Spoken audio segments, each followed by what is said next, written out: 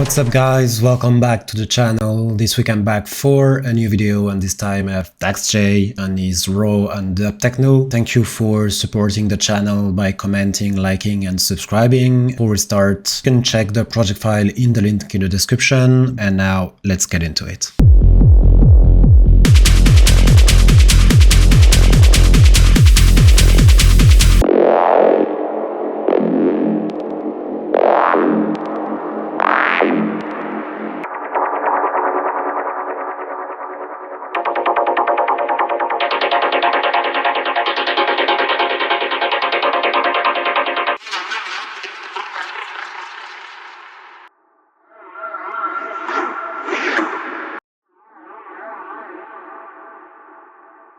So I'm gonna go first on the kick. This is how it sounds. So you can feel there's like a subby kind of kick, and on top of that there's a bass, and this bass is usually a saw wave kind of bass, like a Reese bass. So you can check my tutorial on the Reese bass if you want to know how to do this. But first, let's go through the kick. So I made the kick myself here, just made like the kick sample. So I've used Serum too. I just made like a pitch envelope.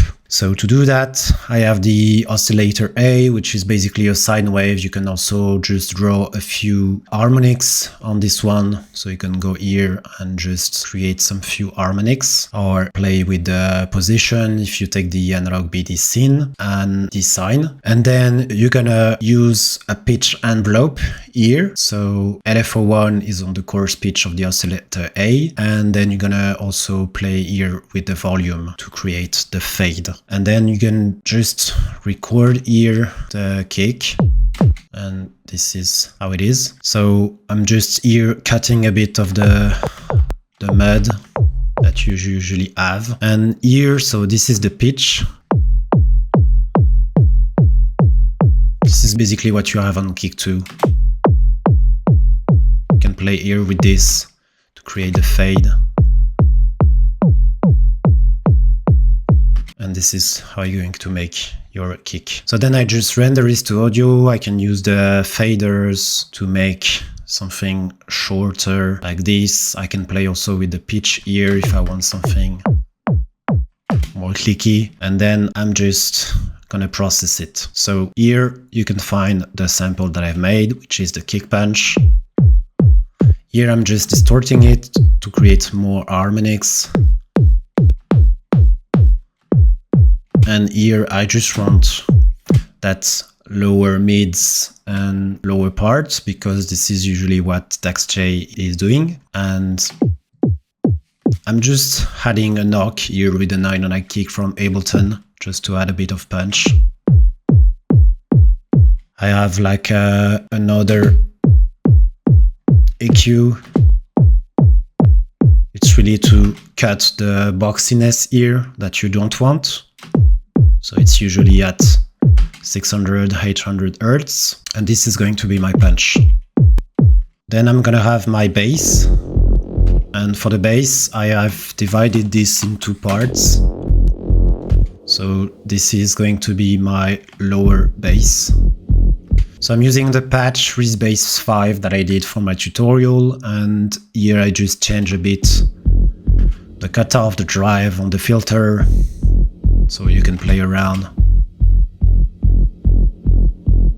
depending on how much you want it to be opened. I'm just adding slight reverb. It adds a bit of like wideness and character and ambience to it. Then you can play also with the distortion and the multiband compressor, depending on how crunchy you want it to be.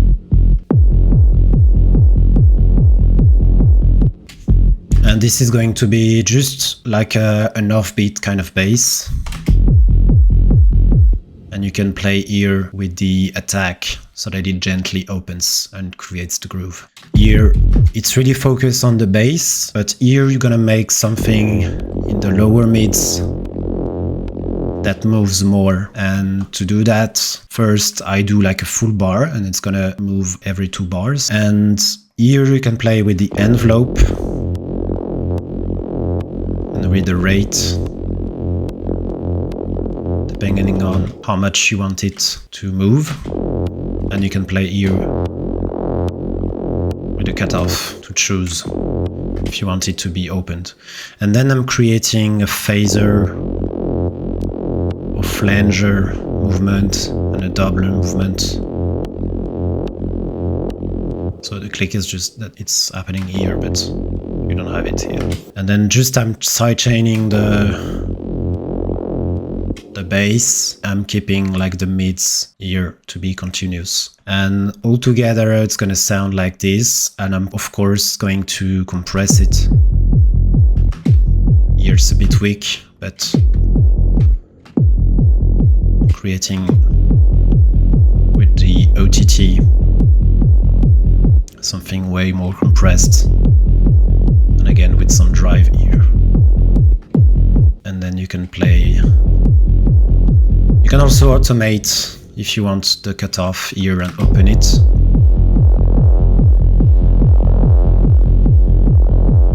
It's actually what I did here. So I made this low cut move along the way.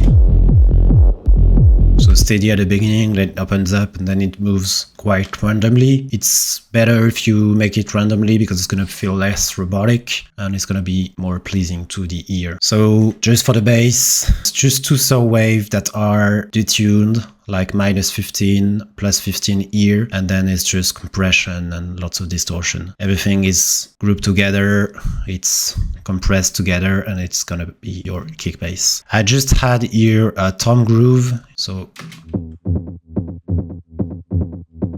it's just a 9/9 here, but of course it adds a bit of the movement. I'm just muffling through the low mids also. I don't want it to clash with the bass, so that's why I'm using the track spacer with the bass, so that it doesn't interfere here. It just creates like a subtle movement. Okay, so that's gonna be it for my low groove. Then I have just a Conga rhythm. It's like a perc.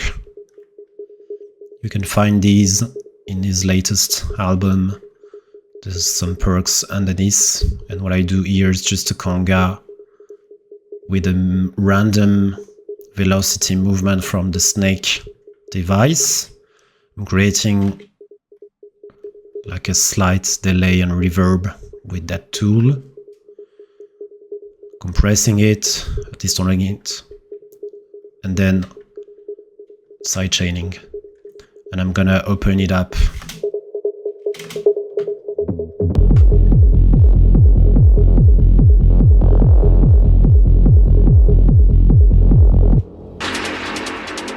And it's gonna be in the background. So next up is my drums. So pretty noisy, pretty old school kind of drums. So you're gonna need a lot of compression, brute compression and distortion, almost like trance, but not as heavy as trance, but you're gonna see it's the same kind of technique. So for my drums, I have first this basic open hat pattern with the offbeat, using here just a close hat, playing with the pitch and the envelope so that it's more sharp, then creating like a swell or reverb and some delay here. So there's a constant reverb on it. Then I'm just sidechaining properly. So actually the first note is not really played, it's just used as a groovy kind of movement. And then just EQing. This is the first one. Second one is going to be a loop here, and the Vengeance loop that are almost like already kind of old school are very effective for this kind of genre. So the thing is that it's very groovy. You get lots of velocity movement, and that's what we're going to use. And then we're just going to crush it. So drum bass and camel crusher with some distortion like this. Then using same kind of delay and reverb and here to create like an ambience on it. So you can feel here without the distortion. This is really what makes it more nasty, and Camel Crusher is just an incredible tool for this. So this is going to be a first loop that's going to make some groovy rhythm, and there's another one here which is a perc loop. So it's more perky, but actually it's the same technique. So I'm using another kind of vengeance loop and just crushing it again using the same kind of processing, just controlling here a bit more those nasty resonances. So you can just identify them visually or just use your ears, but usually you're gonna find some resonances at 2K, 4K, 6, 8K and above sometimes. So let me know if you want me to show you how to make these vengeance type of loops from scratch. You can find a way to make it. Next one is a shaker. Again, lots of velocity movement. So I'm using the feature from Ableton with randomization of the velocity, and same thing for humanization so that it feels less robotic. Then just using a shaker, crushing it with the overdrive, using the same kind of reverb and delay, and then just sidechain EQ. Same chain for each of them. Final one is the ride. Again, crushing it with some brute compression. Best preset on Ableton for the compressor. Shifter, it's gonna make it more grainy, and just try different setup until you find some that you like, and then just EQing. And I'm gonna just use a neutral filter along in the track. Just final sus2, really important for this type of stuff. Since you create lots of resonancy with those distortion, usually you're gonna have some nasty resonances, so it's the best plugin also for this. Then just a final sidechain to make sure I don't have any lows on the kick punch, and just a final EQ here. And one important thing here is creating intensity and creating the breaks or the drops with the return channel. So I'm using all of them together. So either a long plate reverb here with the endless smile, and here with the delay.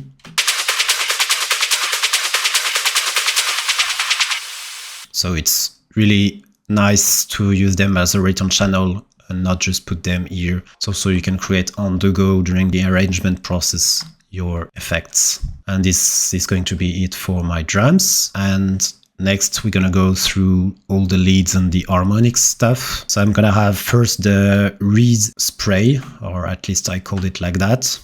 So it's a constant, like every 1 bar swell that is created. I'm using the patch that I used for my bass. And how to create those swell is using a bandpass filter that moves along when it plays. So you make some random stuff like this, where the cutoff is constantly changing and moving.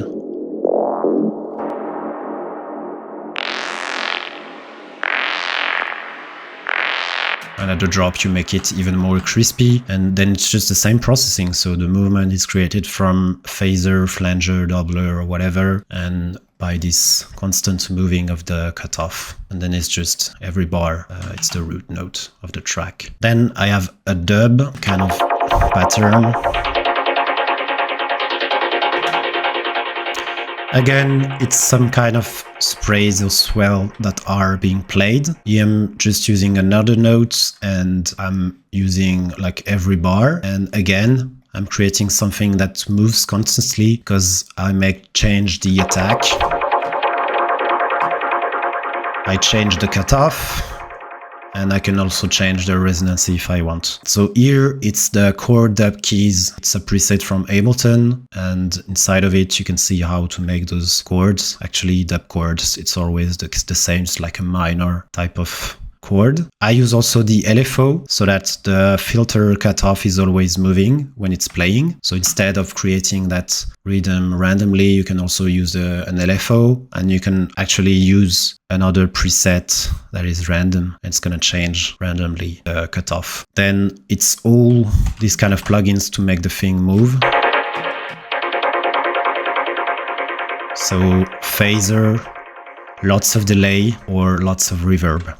Then it's just making it stronger with the compression, using sidechain and EQ to control it. I have another kind of dub swell. This one is more like in the intro, and it's just used to kind of like tease the dub that's gonna come at a drop. And here I'm using like a longer attack, and I'm using like a lower octave, so it's 1 octave below.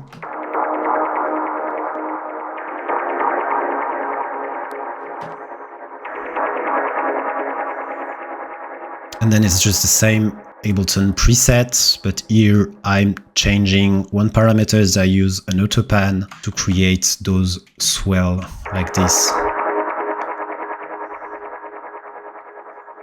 And so that it makes that starter effect when it's played. And finally, I have my background effects. So for the background effects, I found some interesting plugin from Brainworx, which is a flanger background. It's basically just random flangers or modulation or ducking processes that makes something weird. And I'm gonna make the thing even more weird with the shifter, so you can listen to it without it. I'm just using a pad, like a pad swell again.